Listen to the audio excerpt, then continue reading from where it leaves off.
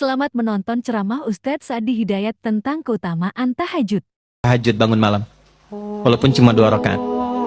Quran surah 17 ayat 79 sampai 80. Walaupun cuma 2 rakaat. Tugas Bapak Ibu tidak mudah. Kadang-kadang butuh petunjuk dari Allah, kadang dari mimpi, kadang Allah jalankan orang lain memberikan informasi, dikumpulkan kita kontemplasi. Kalau bukan petunjuk Tuhan mustahil.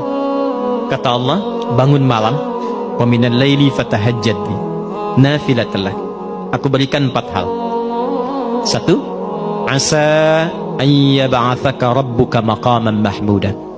Kalau engkau konsisten, aku bimbing karirmu ke tempat kedudukan terbaik dan terhormat yang orang lain memuliakannya. Kan ada orang dapat posisi tinggi tapi orang lain belum tentu respect kan? Kalau Tuhan sudah respect, siapa yang bisa mencegah orang lain untuk merendahkannya? Bangun konektivitas itu, kata Allah, aku bimbing dia dengan cara terhormat di posisi terbaik dan orang semua hormat. 2, ini yang mahal. Wa qur rabbi adkhilni mudkhala sidqin. Akan dibimbing menjalani kegiatannya dengan cara yang terbaik. 3, wa akhrijni mukhraja sidqin. Kalau ada persoalan, aku berikan solusi dengan cara yang paling terbaik. Yang keempat yang paling dibutuhkan. Wa ja'alli min ladunka sultanan nasira. Kalau ada yang usil dengan jabatannya pun, ingin menjahili, menyingkirkan, menyungkurkan, ini fitrah kata Quran. Semakin tinggi jabatan, semakin besar tantangan. Kata Allah, aku yang akan langsung menolong hambaku itu. Allah yang langsung menolongnya tanpa perantara siapapun. 4. Yang terakhir saya tutup, ada ketakwaan sosial. Hubungan dengan kita semua. Hubungan dengan kita sesama. Itulah yang kita beri nama silaturahim. Maka pindah ayatnya ke ayat pertama di surah yang keempat. Dengan kalimat nas, pembukanya sama. Ya ayyuhan nas. Hei semua manusia. Tuh, balik lagi. Mau laki-laki, perempuan, bapak ibu dari manapun. Ittaqu rabbakumul ladzi khalaqakum. Tegaskan lagi, tingkatkan takwamu kepada Rabbmu. Takwanya apa di sini? Kalau yang tadi spiritual, yang ini beda. Alladzi khalaqakum min nafsin wahidah wa khalaqa minha zaujaha. Yang telah mencipta engkau dari bapak yang sama, dari satu ibu yang sama. Maksudnya apa? Kalaupun kita beda keyakinan, membangun hubungan baik dengan sosial, setidaknya samakan di satu persepsi berasal dari bapak yang sama, Adam alaihissalam. Jadi kalau nggak sepakat di nilai-nilai keyakinan spiritual, sepakatlah di nilai kemanusiaan yang sama. Karena itu jangan batasi pergaulan sosial kita hanya dengan yang muslim saja. Kalau pengajian, silahkan yang muslim, yang lain punya acara lain. Tapi kalau nilainya sama-sama yang sifatnya sosial, bakti sosial, kegiatan umum, libatkan semua sehingga merasakan kenikmatan yang sama. Minimal kita sepakat dari satu bapak yang sama. Janganlah, dia kafir, nggak boleh. Ya? Dia nggak sama keyakinannya, nggak boleh. Tempatkan dalam satu hal yang sama. Bukankah Quran begitu bijak? Ya? Bukankah Quran begitu indah? Ketika menempatkan pada nilai spiritual, eksklusif. Ketika nilai-nilai itu sosial, buka.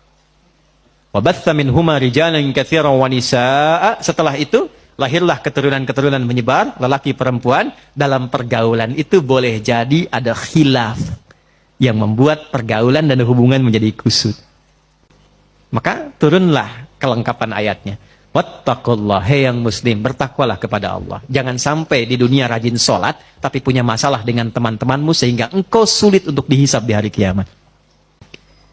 Hadis Muslim, riwayat sahabat Abu Hurairah. Maaf, ada orang yang disebut Nabi bangkrut di hari kiamat.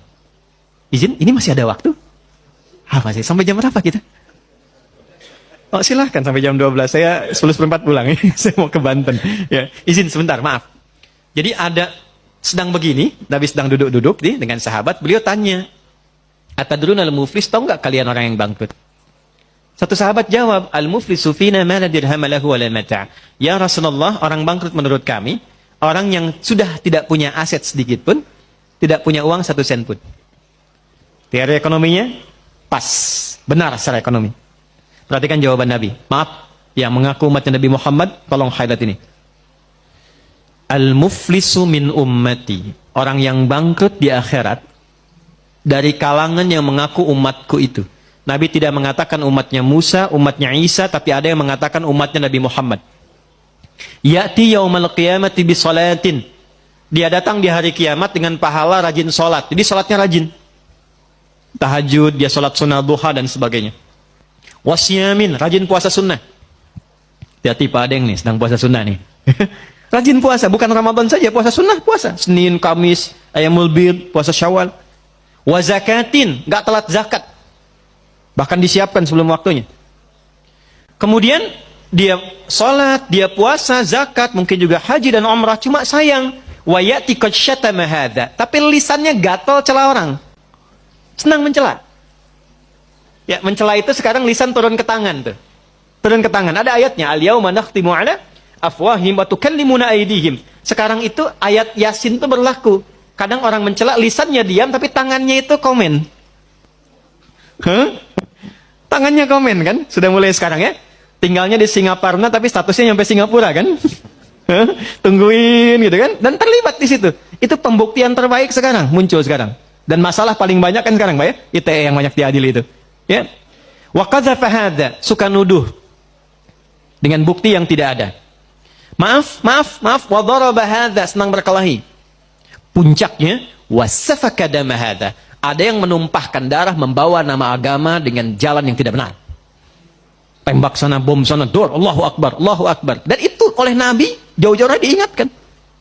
Hati-hati Pak, kalau ada aliran yang sedikit-sedikit lukai orang, menghukumi orang sekenanya, kata Nabi hati-hati. Karena kita itu sudah lengkap sekali aturannya, pakemnya sudah jelas, ya. Jadi saya pernah sampaikan di beberapa kesempatan waktu bom di Jalan Tamrin tuh, izin Pak Dirjen, teman-teman, Bapak Ibu. Itu saya sedang di Lampung. 2 orang ledak.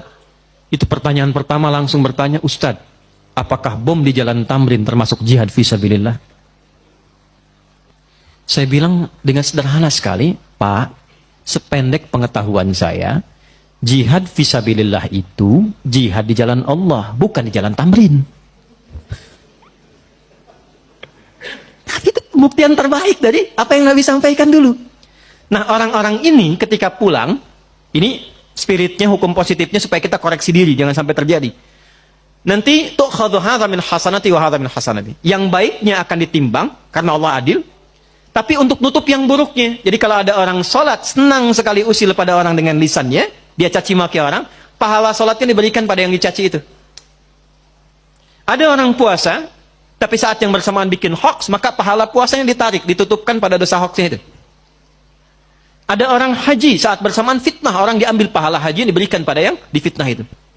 Fa'in faniyat hasanatuhu, kalau habis modalnya, masih tersisa yang buruknya. Pernah mencela orang, ini habis modalnya.